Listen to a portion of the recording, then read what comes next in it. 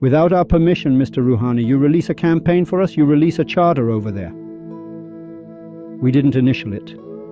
20 million restartees didn't initial it for you to release a charter. The real charter is the charter of Cyrus, the great Sufi, which will soon be released corrected in the country. After program 100, we will shove such a charter down their throats that the world will look at Iran again. 800,000 50-minute programs are being downloaded. This isn't a 3-minute song that gets downloaded on a DVD, man. A 50-minute program is being downloaded 700,000 times on Telegram alone. This means that Sufism and mysticism are from Iran, and it is the Iranian who possesses Sufism and mysticism. Don't take this as a joke, because at exactly 9:30, all dear restartees must sit down, and for 1 minute in the middle of a party, wherever you are, you restartees must do this. Because afterward we want to do other things to get to program 100 and beyond. We are doing all of this for program 100 and beyond. For about 8 days I said something else. Until you've done these things, the next step is useless. But anyway, there are only 1 or 2 more programs of restart left where I'll be cursing like this and all that. Because after that, phase 2 of restart begins. Meaning, in phase 2, we will move towards the maximum absorption of the religious military and the Revolutionary Guards. The maximum absorption of these friends to whom we gave these curses as a freebie so they would come into the program and cram their souls' ears to listen to this program. And for this reason, for another day or two, another program or two, we have to give these curses to explain a secret, a very important topic that I want to explain not next week but the week after. In the restart program you will know why we said all these things. This is a very important point. In other words, why did we explain these valleys at all? In these valleys over 50 or 60 years, 1,000 people might enter. They say 50 or 60 years depends on the physical age of the perfect human throughout history. It's like the other night, I don't know which restarters keep sending this to me, Network X was sitting there saying, yes, our perfect human is the 14 infallibles, and they are different from the Sufis' perfect human. First of all, there is only one perfect human in the entire universe, and in every age, a guardian is present. The test is permanent until the day of judgment, and he always exists. You guys don't even have a perfect human. You idiot, now you sit on air and give me theories? You don't even know the perfect human, buddy. You're exactly what Sadi says. Eating, sleeping, anger, and lust are chaos, ignorance, and darkness. An animal has no news of the world of humanity. This is Sadi calling the cleric a lazy ass with watermelon juice.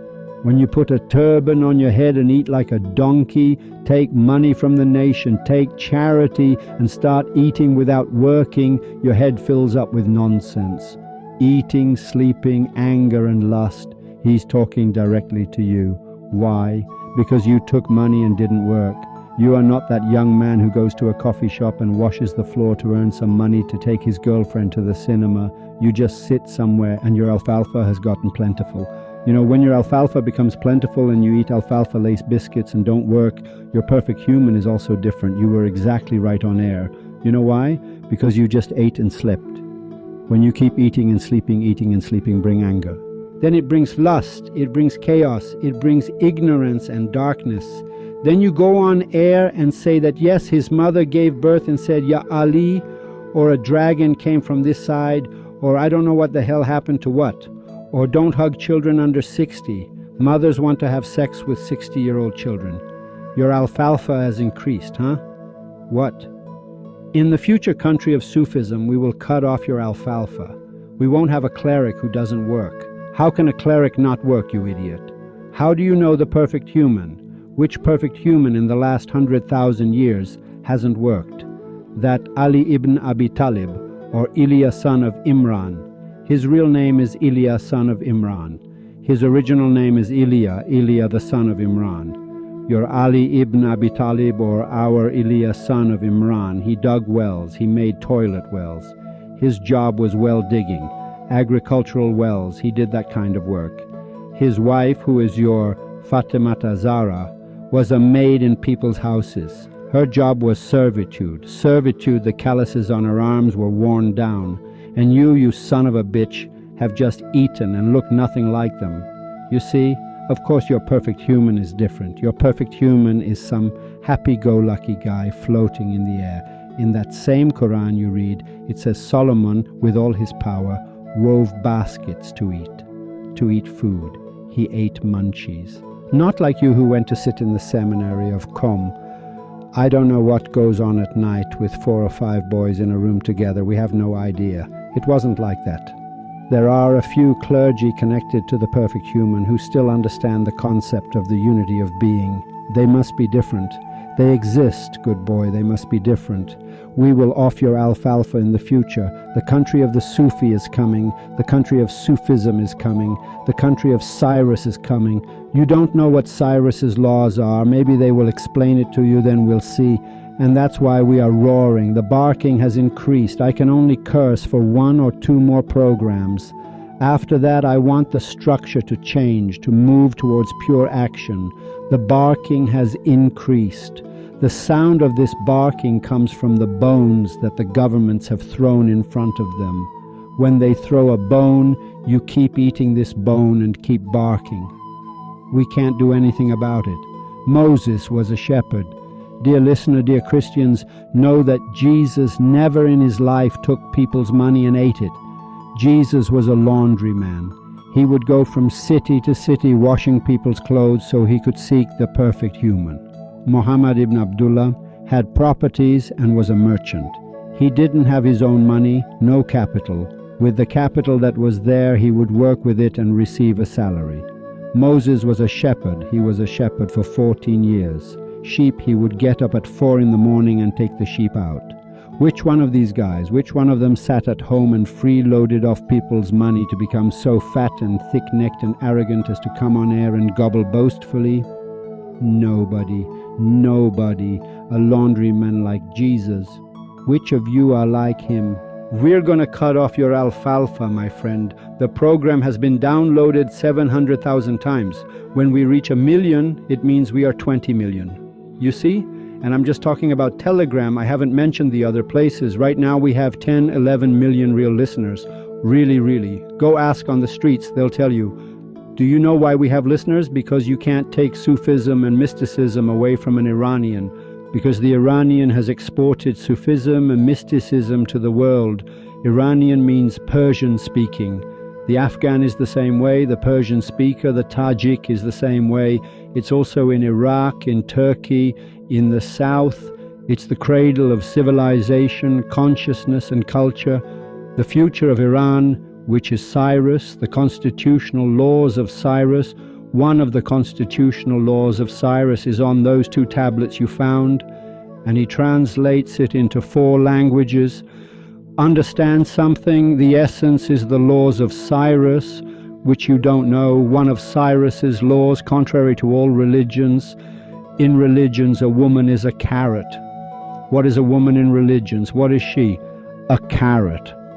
A very attractive carrot that they eat whenever they feel like it. She can't become a chief rabbi. She can't become a Hujjat al-Islam cleric.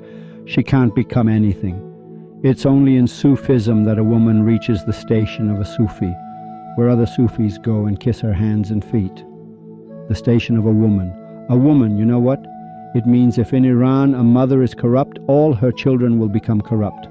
The upbringing of a society depends on the mother. That's why in the future of Iran's Sufism, for women, ladies who sit inside the house, wash dishes, do laundry, and also raise their children, the government is obliged to pay them 1/4 to 1/3 of the average salary in that society. Meaning, because a woman is at home raising a child, the government, not her husband, the government must pay her. The money you give to Lebanon and places like that, if the salary is 600,000 tomans, you must pay 150,000 to 200,000 tomans to that lady who is raising the child, so that the woman doesn't have to go out at night and can raise her child. The future is in the hands of children, and children are in the hands of mothers. You have left the mothers hanging in the air. This is the law. A sophist named Cyrus. Any lady who wants to go out and work, well, she gets a full salary, she's insured. Her situation is different. Right now in Baku it's like this, and well, there you can give your opinion that where should women go? This is for Westerners. It's the Westerners who send women to become, for example, governors. Why should a woman be a governor? The choice is hers. If she wants to work, she goes out. And her situation is different too. If a man works and a woman also works, the societal rights, the salaries are in a joint account. Their salaries are different. This is unrelated to other issues. The conditions are completely different. The laws are different. And the lady who is sitting at home raising 2 children to deliver to society, the government must pay her. Who should pay her? A man goes and earns 600,000, 700,000 tomans. He comes home and can't make ends meet. He has problems. And the lady has to work 800 hours a month in the house. Every lady in Iran works 800 hours in the house. Why is she working? Where does she get the means to do this work? She works this much. How does society function? This. These are the laws that have been laid down. They're thousands of years old, huh? What? But why did I explain these valleys that no more than 1,000 people will enter? And out of these 1,000, maybe 15, 20, 30 people can traverse the valley 60, 70, 80, 90%. No, the reality of the story is that we explained these valleys, a drop from an ocean, so that you, the listener, you, my beauty, you who are listening to Restart by the millions, know the difference between a Sufi and a cleric, understand the difference between a Sufi and the clergy. To understand that, man, what valleys exist, we poured out a drop for the sake of revealing it. In truth, Restart poured it out. I am a nobody. I am revealing what was hidden behind the curtain of Rumi, Attar, and Hafez. Why didn't the commentators who came in these 700 years say it? Because they all came by the governments. Now, thanks to the eternal wisdom, even the British government is putting out commentators on Rumi for me. They all go to university there with idiots and publish on Rumi. Zahedi publishes a commentator on Attar. They won't open the curtain. The only thing I am doing is that we have brought out what's behind the curtain of Attar's thoughts, and it has exploded so much. It has exploded for this reason. We must see what's behind. So why am I explaining these valleys? For you to see the distance. Now, when you see the distance, when you turn on Iranian television and see a little cleric on the pulpit talking like a monkey with 100 people sitting below, this is a comedy film, you should laugh. I don't know why you watch it, why you change the channel. When you see a cleric, you should sit and laugh. You should laugh even more at the ones below, because those idiots don't understand these valleys at all, meaning they don't even know that a Sufi has traversed 18,000 worlds, while this guy can't even pull his own snot up, and he's gone up on the pulpit to speak. These drops were dripped so you understand the whole structure. When you see a Sufi, you don't suddenly jump. You see, man, where these guys are, where Attar has gone, where Sadi has gone, where Rumi has gone. See what vast oceans they are, and the valleys haven't even been fully explained. We read everything from Attar's poetry, and we just said, sir, this is what Attar means, and that's it. We just knew it without even having understood it. The valleys I explained, we only came to know of them. We wanted to know. You must understand this distance, and after 700 years, you and I must understand that, sir, we are in the valley of quest. We must understand what valleys exist, because tomorrow is not certain. Maybe you who are listening to all these programs, tomorrow one of you will become one of the greatest Sufis. It's not known. Here they can give you the crown of kingship overnight. What? Overnight. Suddenly at 4 in the morning, you woke up, you suddenly cried, your heart suddenly broke, and suddenly they give it to you. Suddenly a flood comes into you. You don't even understand where it came from. Love was something that arrives. It comes, my dear love. Don't keep chasing it. Religion means you go chasing love. You keep running after a girl. You keep going to this church, this mosque, that mosque. This love was something that arrives. It's sudden, meaning you don't need to go. Sit where you are and it will come. How does it come? Your heart must be broken. How does your heart get broken? You don't understand. You don't understand anything. I should tell you, the difference between you and a cleric is huge. This is my pain right now. Meaning, look at the difference between a Sufi like Attar. I made you understand over 50 programs, billion times how different he is from a cleric, from a clergyman. Now I explained the difference between this clergyman and you in the Valley of Unity. You came saying Hosseini, I came saying restart. You came saying restart, ma. Then I said we know nothing, we are ignorant. Say let's listen and enjoy it. We sat, meaning we have no malice, no complexes, no ego. That idiot considers himself a source of emulation. He will never listen to this. He listens only to curse. Don't you see the propaganda has changed recently? This program has become so popular. Recently the Facebook, Instagram and Telegram pages of the Ministry of Intelligence have pulled a new trick. They come and say, yeah, when our government is in the hands of these scumbags, it's obvious our commentator on Rumi becomes this Hosseini. Look, we've made it so that the Ministry of Intelligence creates a page and curses its own motherfucking self. It's truly a comedy. I mean, it's gotten to a point where, to discredit me, they are forced to call their own officials motherfuckers. This program is very powerful to have caused this. Yeah, the government has fallen into the hands of these scumbags, so this guy became a commentator too. Meaning he himself, the Ministry of Intelligence, has a page and it calls its own motherfucker, just to be able to discredit me. They think I'm also a supporter of this program. So we explain these valleys for this reason, to tell a young person the distance between me and you and the valleys. You must understand the depth of the tragedy. You must understand the depth of the religion that has been shoved down your throat. You must understand that Muhammad does not belong to them. Muhammad belongs to Sufism and mysticism. You must know that Christ does not belong to them. Christ belongs to Sufism and mysticism. Christ washed the rags of men and women from city to city to find the perfect human. Work. Go and work, and do not ask what work is, for work is the capital of eternity. No person of Sufism can be without a job. Any person of Sufism who did not have a job, meaning does not work, man, just pull the flush. If a person of Sufism and mysticism can work, this becomes religion. In Sufism and mysticism, everyone must have work, have a job. They are working. Now, if someone doesn't get up at 4 in the morning to go to work and come home at 6 in the evening, do they have time to come on air and blabber for an hour and a half, 2 hours, below the pulpit, above the pulpit? No, by God. Yeah, they don't. They sit, have a cup of tea, and go to sleep. Which farmer have you seen who works 15 hours a day and then comes at night and can't even talk to his wife for 4 minutes? How does this cleric have this energy? O Khaled, you Newton that was created for you, what force or power do you have? He has shat on F equals ma. He has an acceleration all his own. Where did you get this energy to come on television for 2 hours and speak from the pulpit? This energy is from free money, that alfalfa they brought and poured in front of you. We will cut it off. We will cut it off.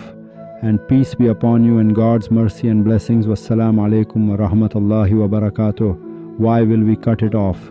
Because when the victory of Allah has come and the conquest, and you see the people entering into the religion of Allah in multitudes, إِذَا جَاءَ نَصْرُ اللَّهِ وَالْفَتْحِ وَرَأَيْتَ النَّاسَ يَدْخُلُونَ فِي دِينِ اللَّهِ أَفْوَاجًا. Group by group they are entering restart. After program 100, such a stew has been cooked for you that every bean of it will crash down on your heads inside the walls. The way there was terror for you, there will be terror for you. Restart is dangerous. Downloading 50 minutes, believe me. I remember that message you sent. Remember, you remember it too. Yeah, the delusional Ahmad and the delusional Hosseini and the artists release a 2-minute clip and it gets 33,000 downloads. And this one will get a million downloads. And it happened from the next day. Now that it has happened, you're the delusional one. The nation of Iran is great. No, my dear. So that's why we gave these small explanations, so you know about the valleys, the distance between a Sufi and the one you now go and obey. Why? Because you don't know the first condition of a jurist. Now because this is scheduled to end soon, Then I will say, in the valley of quest, the valley of quest opens again, this time for us, so you know the distance is this, meaning the one who practices jurisprudence and says, I am a jurist, or I know jurisprudence, his first condition is to be obedient to the command of the master. You idiot, do you get it? Mola means the perfect human, meaning the prophet, meaning the saint, meaning the elder, meaning the guide, meaning the pole, meaning the imam of the age, meaning the Mahdi, meaning the Hadi, meaning the Messiah, meaning Christ. All are titles of the Mawla. It's one person. This man has always existed throughout history. My beauty, God, do not take these 2 programs from me where I am supposed to curse, God willing, with God's hope. In another 2 programs, the structure will change, and we'll have fun. Yes. Let's finish the Valley of Unity, so that next week I can present to you, at your service, 2 more valleys, and say, let's jump over the Valley of Bewilderment and the Valley of Annihilation very briefly and effectively to get to the topic I want to tell you about, which all clerics know, and these valleys had to be mentioned a little so we could talk about this important topic. This important topic can only be discussed when these valleys are mentioned a little. For now, just to know, not to understand. After this, the Valley of Unity will come to you. The station of solitude and abstraction will come to you. Mr. Attar has a story here. I'll read a few of its verses, but I'll explain the story a bit for you so you know what he's saying. He said it was a fortunate and blessed day, the day of the review of Mahmud's army. He went to a desert with elephants and troops. There was a high place, and the king went there. Ayaz and Hassan also went with him on the road. All 3 were reviewing in the meadow. He says, with elephants and troops and the army and all that, Mahmud, he means Mahmud, Sultan Mahmud of Ghazni, because Sultan Mahmud of Ghazni and Ayaz are famous, of course. Ayaz was one of the Sufis of that era. He says Mahmud, Hassan, and Ayaz. Attar tells the story in 3 words. 3 people, one of whom is Sultan Mahmud of Ghazni, one is Ayaz the Sufi, and another was just there in the middle. He says Hassan. The point is important. He says these 3, the army was standing from I don't know what. There was a high place like a hill, the Sultan, and these other 2 went up there.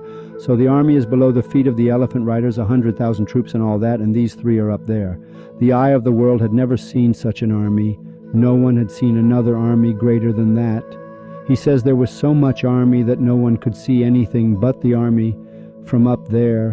What an army it was.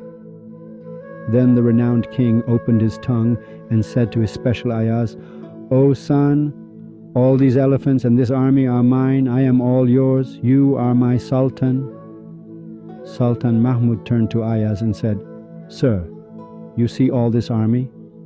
He said, Yes, your highness. He said, You see the elephants? He said, Yes, your highness. He said, You see the troops? He said, Yes, your highness. He said, I want to give it all to you. He said, Okay. He said, You be my sultan. I want you to be my sultan. Although the renowned king said these words, Ayaz was completely indifferent to the king's will. He did not serve at this moment, nor did he even say to himself, The king has said this to me. He says the king said, King Ayaz, I want everything you see to be your servant. I'll be your servant, you be my sultan.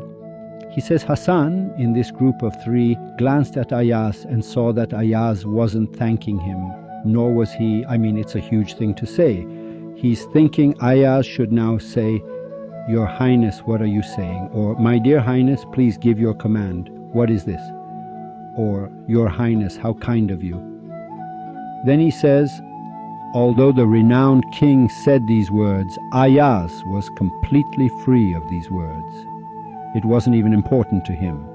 Hassan became agitated and said, O slave, your king shows you such great respect. He says Hassan turned to Ayaz and said, Man, where are you? The king is complimenting you and you're just standing there stiff, not paying attention, not even looking. You are so plain, so disrespectful, you don't bend your back or offer any service. He says, you don't bow or show any service. Give a bow, say thanks. When Ayaz finally heard this address, he said, there are 2 corresponding answers to this. As soon as Ayaz heard Hassan saying this, he said, "There are two answers to this. One answer is that if this servant serves before the king or falls to the dust in humility before him or speaks pleadingly before him, all of it, whether more or less than the king, would be to place oneself opposite him. The servant is his and the honor is his. Who am I? All command is his command. What the victorious king does every day. And this generosity he showed Ayaz today. If they set two worlds better than this on fire, I don't know if they would match. Where do I appear in this arena? I who am with him, where can I appear?" Ayaz said that whatever, there are only two possibilities. This ass-kissing of mine and this thanks of mine show one of two things. Either I say this out of sincerity, saying, "Your Highness, thank you very much," which means I've considered myself his equal. If I say, "Your Highness, thank you," it means being a king suits me too. Thanks for giving it, is that logical? Or no, I'm a little lower than you. Or falling at his feet and kissing his hands is useless. Here the king pauses, he's looking at him.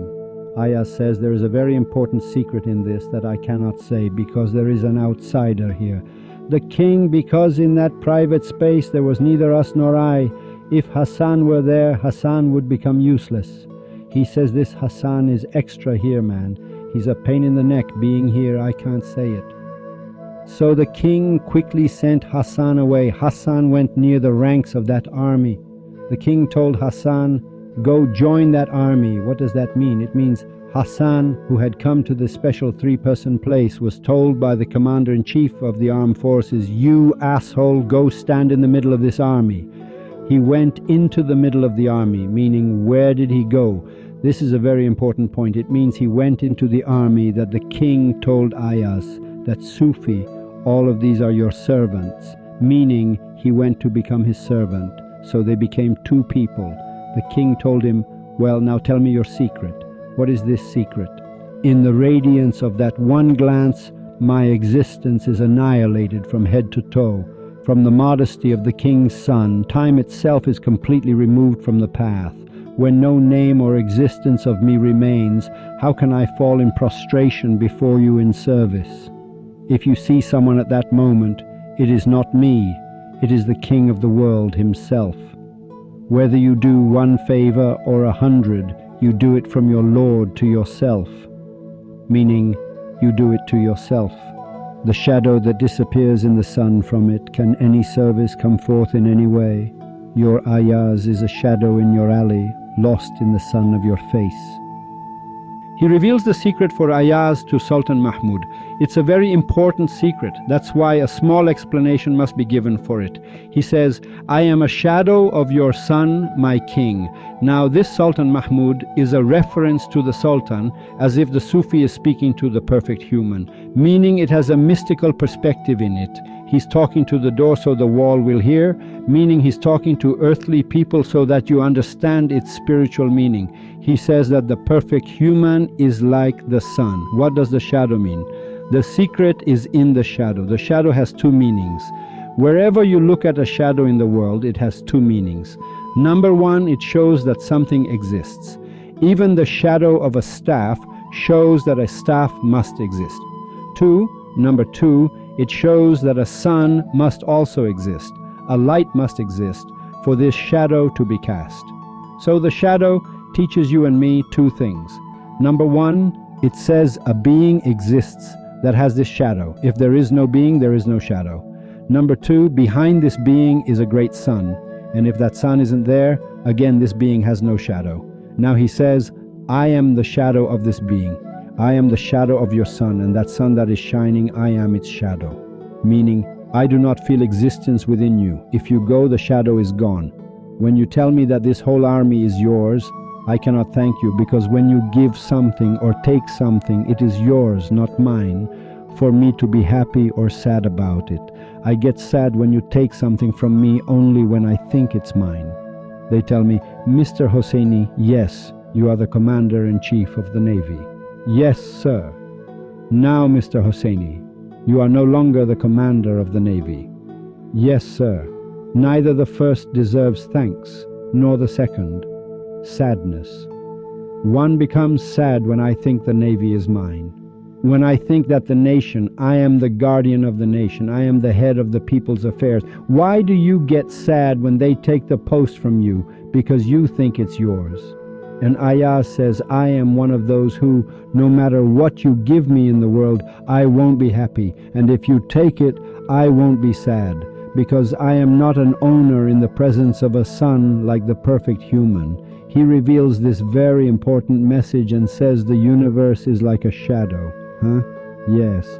Attar says everything you see in the universe from the Big Bang until now is a shadow. So there must be a being behind it, right, Mr. Hassan? Yes. Attar says the world is a shadow. The shadow is seen. So light hits a being and a shadow is created. In short, Attar says a God named He, Hua, exists and is light, not the earthly light you and I have. Number light. The universe is a shadow of the perfect human that light has fallen upon. That's his whole point in one line, meaning God has hit a being called the perfect human, and its shadow is you and me and the universe and Pluto and all that. And this shadow, whenever the perfect human goes, the shadow goes. If he sleeps, it's asleep. Whatever he does, all of it is a shadow of his existence. This is in the story I told, although I wanted to finish the discussion on unity, so you know that his perspective is very different. The next valley is the valley of bewilderment, which, well, that's obvious, its definition is clear. The valley of unity, the lesson that Attar gives you and me from the valley of unity as knowledge, not understanding, is that he wants to make you and me understand that when you enter the valley of unity, you will understand the exact words you say in praise of God. And before you enter the valley of unity, whatever you say is imitation, meaning you're a monkey. Meaning when you say Bismillah ar-Rahman ar-Rahim, you are exactly a monkey saying this until you understand it. The moment you understand it, you understand both the Bismillah and His compassion and His mercy. This is something to be seen. The whole mysticism of the Valley of Unity is that it wants to teach Hosseini, number one, the principles of religion start from here. All the Shia and Sunni clergy are liars.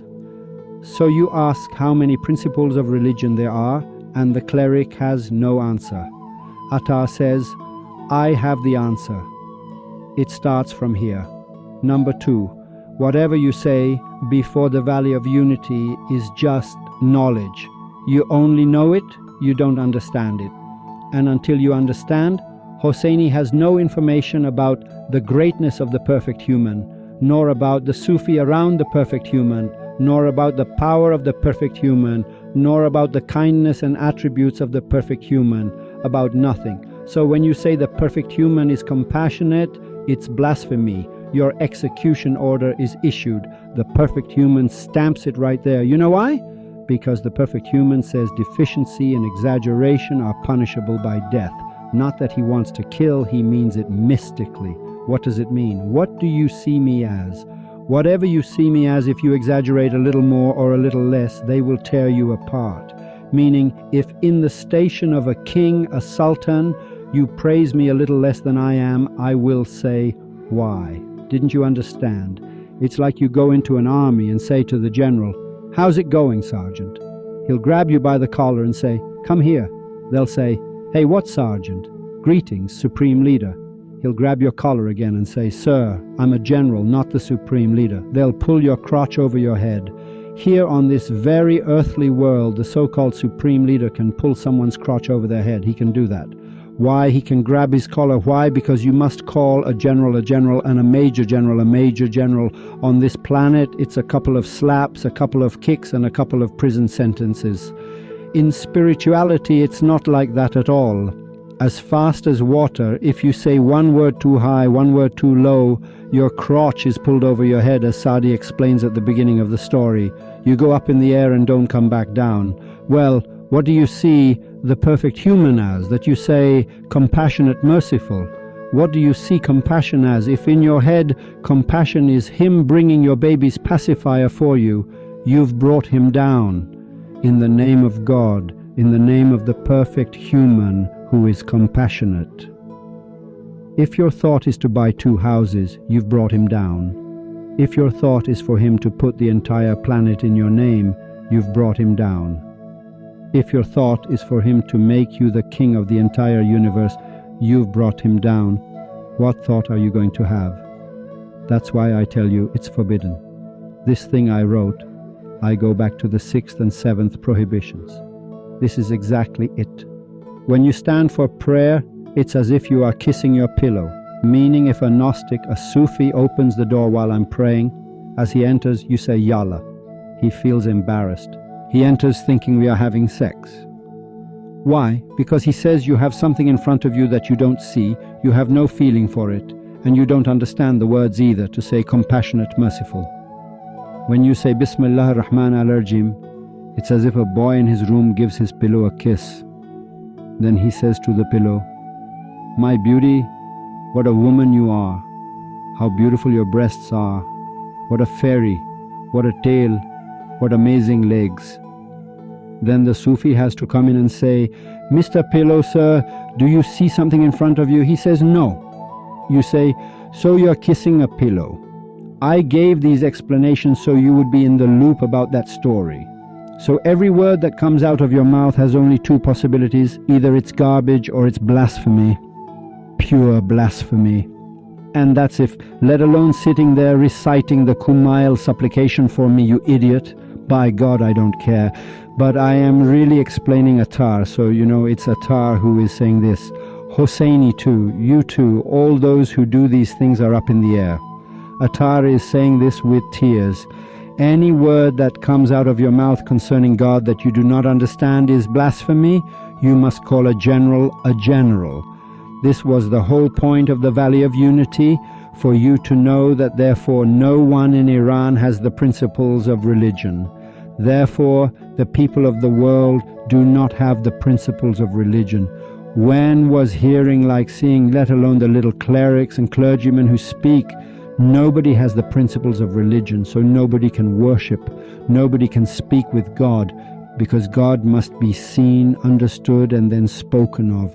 Otherwise, what does Bismillah ar-Rahman ar-Rahim mean? Which compassion, which mercy, and which Bismillah? And all of it is blasphemy, and be sure that we will pay the price for it in the other world. I entrust you to the God of the perfect human, to the God that he has seen. He himself is spreading his light for you so that we may be a shadow of him, the God that only he has seen, no one else has seen, not even the Sufis have seen, the God that only he understands.